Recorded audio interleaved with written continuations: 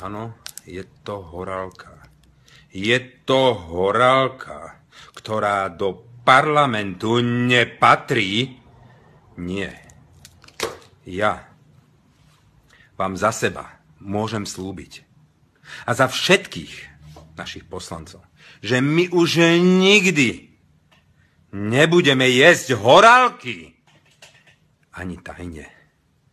A nedám si ju ani s Procházkom. Nikdy sa jej nedotkneme.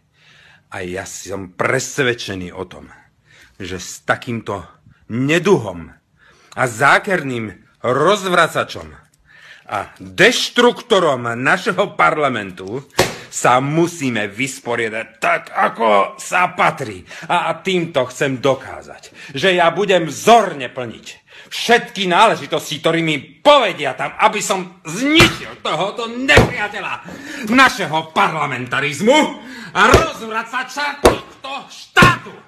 Lebo tento štát si my rozvracať nedáme. Takéto deštrukcie tu nestrpíme.